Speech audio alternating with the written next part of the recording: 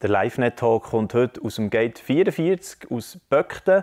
Ich bin hier bei den beiden Pastoren, Daniel Glor und Benny Sutter. Und die zwei waren ja am Ostersonntag auch schon Gast gewesen, in unserem Erlebnis mit The Chosen in dieser Serie. Also wir haben hier jetzt auf jesus.ch vor allem die Serie laufen, aber ich denke auch, die Abonnenten von diesem YouTube-Kanal oder die hier unseren Kanal ein bisschen verfolgen, die haben vielleicht auch reingeschaut, wenn wir eben uns so ein bisschen rund um die Serie gedreht haben und was die bei euch ausgelöst hat persönlich. Und jetzt wollen wir mehr noch ein bisschen die Ebene ansprechen, was hat es in der Kirche insgesamt ausgelöst im Gate, warum habt ihr überhaupt sich entschieden, The Chosen so durchzuführen und was hat das eben für Auswirkungen gehabt? Ich frage mal zuerst bei dir, Benny, wo ja vor allem auch Gottesdienste, glaube ich, als Ressort ein bisschen prägst. Warum habt ihr gefunden, The Chosen passt zu uns? Wir sind als Kirche, als Gate 44 im Verband angeschlossen Viva Kirche Schweiz. Und Viva Kirche Schweiz hat für sich das Thema Jüngerschaft und Nachfolge von Jesus so ein bisschen als ein Kernwerk gesetzt für die nächsten 10 Jahre.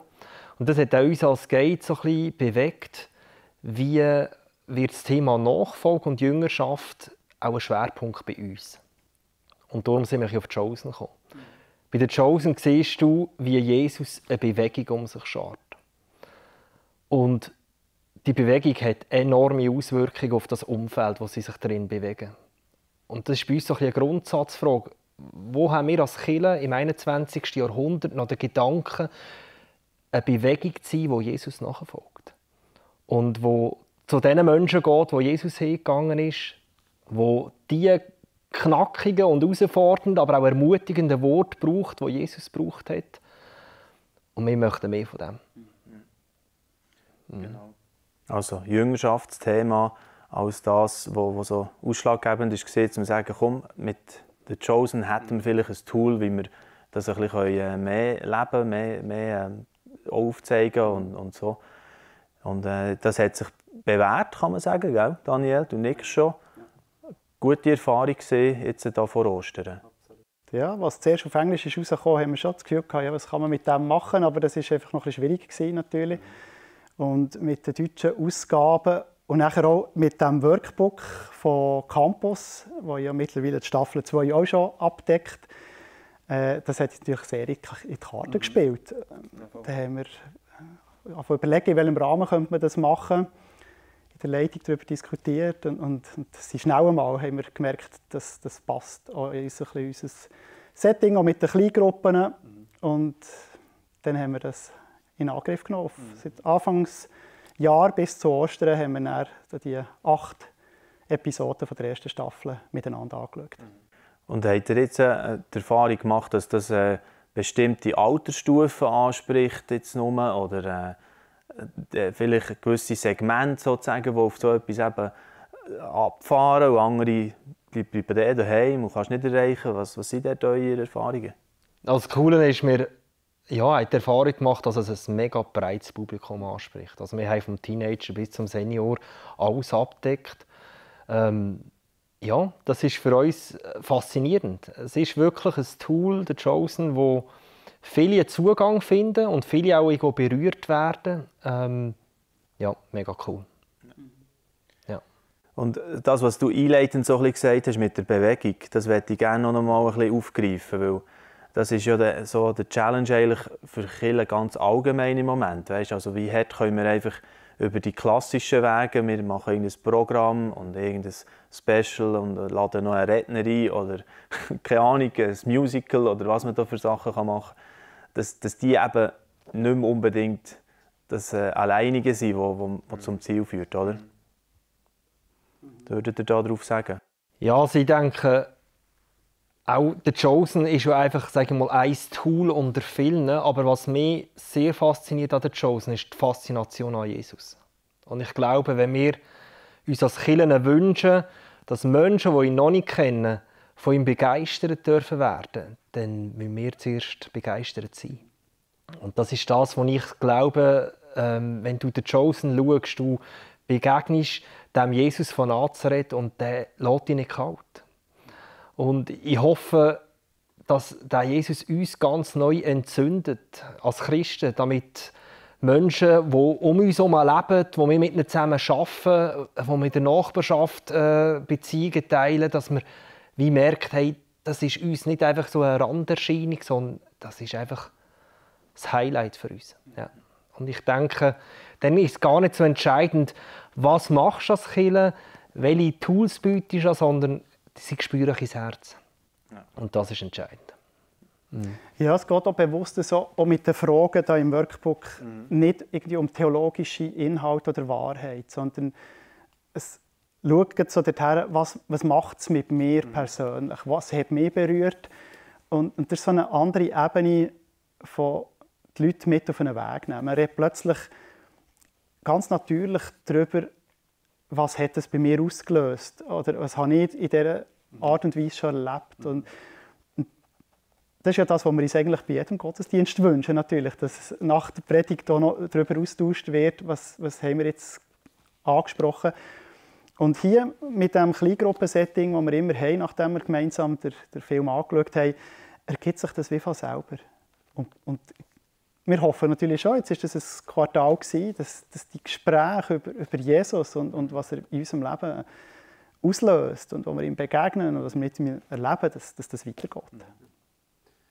Wenn wir jetzt so ein bisschen eben über die Meta-Ebene vielleicht reden vom Film, also nicht mehr über einzelne so Momente von der Chosen-Szene so und so oder was ist dort hier noch in dieser Episode, sondern eben so, was hat es bei euch ausgelöst und warum der Chosen überhaupt bringst als Kirche. Das ist eine Frage, die vielleicht andere im Land auch beschäftigt, oder? Sich überlegen, ja, könnte das für uns auch mal etwas sein. Und was mir dort hier drin immer spannend dünkt, also ich bekomme ja auch verschiedenste Reaktionen, oder? Jetzt, weil wir so einen Hype auch ein bisschen machen, finden dort auch, oder? Auf Jesus CH und so. Warum macht jetzt live nicht noch eine Serie, jetzt kommt schon wieder der Chosen. Und man sollte doch nicht ein Bild haben, wie jetzt der Jesus, und der hat ja vielleicht keinen Bart gehabt, wie bei der Chosen, oder wäre blond oder nicht blond. Oder, versteht? Wie geht ihr mit dem auch ein bisschen als Theologe?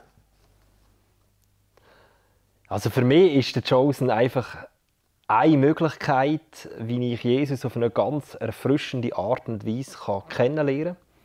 Und das Schöne finde ich an der Chosen, dass vor allem das Leben von Jesus im Fokus ist und nicht einfach sein Sterben und Auferstehen, sondern wirklich die 3 Jahre, wo er mit seinen Jüngern unterwegs ist. Und das ist der Schwerpunkt momentan. Es kommen ja noch ein paar Staffeln, gell? Aber ja, das ist das, was sehr fasziniert. Und gleichzeitig möchte ich auch Mut machen, irgendwo durch, ja, Jesus begegnet uns nicht einfach nur in der Chosen, sondern auf ganz vielseitige Art und Weise. Und mein Hauptzugang ist immer noch die Bibel, weil dort wird seine Geschichte beschrieben und dank dieser Bibel weiss ich auch, wer der Jesus ist. Und ich glaube, mich motiviert es auch, wenn ich den Chosen schaue, wieder die Bibel aufzuschlagen und zu sagen, hey, wer war der Jesus eigentlich genau gewesen? Ja, und ich glaube, bei mir hat es nicht eine Engführung ausgelöst jetzt auf ein spezifisches Bild von dem Jesus, sondern eher eine Erweiterung vom Blick. Also so, wenn man sieht, wie Jesus schmunzelt oder sich mitfreut, wenn er ein Wunder tut, dort beim Petrus und dem Fischfang, dann denke ich plötzlich, ja, der hat wahrscheinlich selber Freude gehabt, als er so ein Wunder gemacht hat. Und eben so das Thema mit dem Mitgefühl und so das Menschliche, das ihm noch viel mehr entgegenkommt jetzt in diesem Film. Also für mich ist es definitiv eine Erweiterung vom Horizont, vom Blickwinkel, nicht eine Einführung. Ja, und wenn du dann noch zurückgehst auf den Chosen, auf dieser Meta-Ebene, es ist schlussendlich ja auch der Fokus auf all diesen Menschen, die mit ihm unterwegs waren. Es sind nur auf Jesus. Also ich würde sagen, wir sehen Jesus durch die Augen von denen, die ihm nachgefolgt sind. Und das ist die grosse Stärke an dieser ganzen Serie, dass ich mich als Mensch im 21. Jahrhundert in so manchem Charakter von dieser Staffel wiedererkennen, wo, ja, wie sie umgegangen mit Zweifel, mit Angst, ja, dort erkenne ich mich selber wieder drin. Ja, am Schluss landen wir bei Menschen und ihren Geschichten, oder? Absolut. Und bei Storytelling, eigentlich ist der Chosen ja nichts anderes. Was der Dallas Jenkins macht, ist einfach brillantes Storytelling. Absolut. Oder? Wie es heute Netflix-Serien auch noch und nöcher machen und all die anderen Streaming-Plattformen, die man kennt. Ja. Ja, voll. Genau, das ist auch immer so das, was ich sage. Also, wenn schon so eine Serie kommt und wir verpassen es, dort hier irgendwo jetzt das auch anzunehmen, auch wenn es wieder Mängel hat, sicher. Ich meine, es ist gleich von Menschen gemacht und interpretiert. Aber sonst darf man ja auch nie mehr predigen, oder? Fast, oder? Also, dass man so dort auf die Spitze treiben kann, nicht wahr? Wir alle haben auch Bilder, die wir bringen. Und ich denke, es ist schön, gibt es auch mal so ein Bild. Ja. Super. Also, dann können wir jetzt in dem Sinn, wie auf der Meta-Ebene, noch vielleicht so abrunden, dass ich einfach die Frage stelle, was sind für Aspekte, wenn ihr jetzt eure Mitpastoren im Blick habt oder Leute, die vielleicht für das so ein bisschen zuständig sind, auch Jüngerschaftsfragen oder so. Was würdet ihr ihnen ganz jetzt aus eurer Erfahrung auf den Weg geben oder eine Empfehlung mitgeben? So? Also ich glaube, bei uns hat es sich gelohnt, dass wir es wirklich so in diesem grossen Setting von der Gemeinde gemacht haben. Es sind über 80 Leute dabei.